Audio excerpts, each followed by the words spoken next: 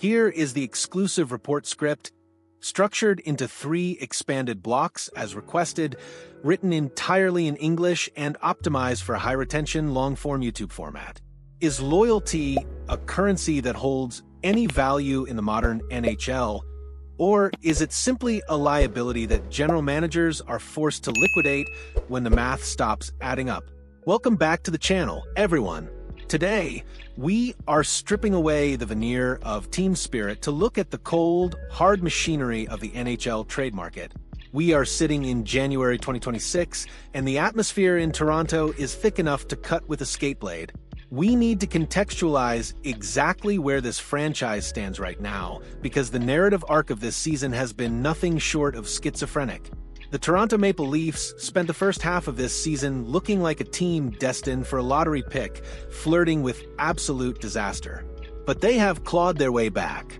They are in the thick of the hunt, scraping for every single point to secure a playoff berth. When a team climbs out of a hole that deep, the natural human instinct is to hold on tight to the group that dug you out. You want to reward the soldiers who blocked the shots, took the hits, and grinded out the ugly wins. But here is the brutal reality of professional sports. Sentimental value does not win Stanley Cups, and it certainly does not fit under the salary cap. As we barrel toward the March 6th trade deadline, the conversation in the Leafs front office has shifted from how do we save the season to how do we optimize this roster for war? And optimization often requires sacrifice. We are seeing reports surfacing that are unsettling for a specific segment of the fan base, the segment that values grit, blood, and bruised shins over flashy deeks and Corsi numbers. We are talking about the potential departure of a fan favorite, a player who embodies the blue-collar ethos that this market craves, but rarely gets. We are talking about Simon Benoit. The rumors are swirling, and the noise is getting louder. It feels counterintuitive, doesn't it? Why would a team fighting for its playoff life look to trade a player whose entire identity is based on defensive sacrifice? To understand this, we have to look at the broader picture of roster construction in the 2026 NHL. The league has evolved. The margin for error is non-existent. The Leafs are currently sitting on a roster that is effectively a jigsaw puzzle where a few pieces are jammed in sideways. They have depth, yes, but is it the right kind of depth?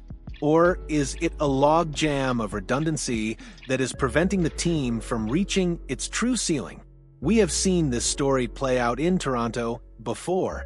Think back to the days of Luke Schenn's first tenure or the brief, violent cameo of Ilya Lyubushkin.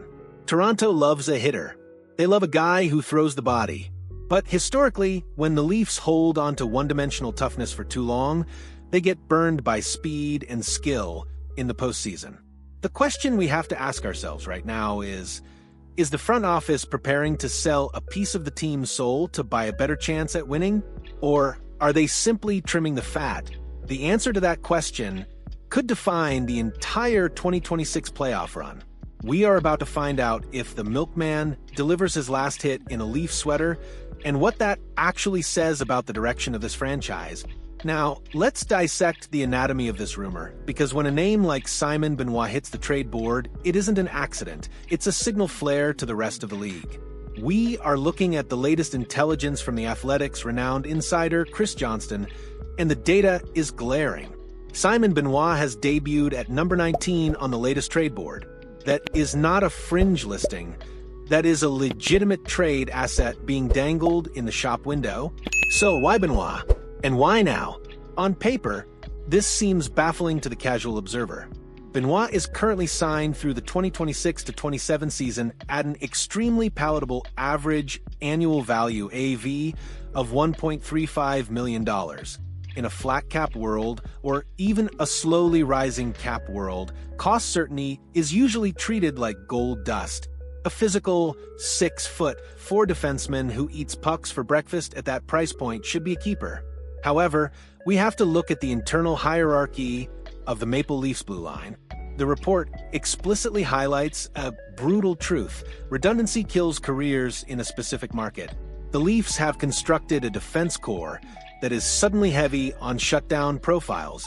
With the presence of Jake McCabe and the addition of Brandon Carlo, who does everything Benoit does, but with a higher pedigree and more consistency, Benoit has become the odd man out. Johnston notes, Benoit represents a player who could bring back some value. That's the main reason his name has recently started making the rounds. Let's analyze the performance metrics. Through 41 games this season, Benoit has posted 3 assists. 3. While nobody expects him to be Cale Makar, the modern NHL demands that even your bottom-pairing defensemen can move the puck effectively to exit the zone.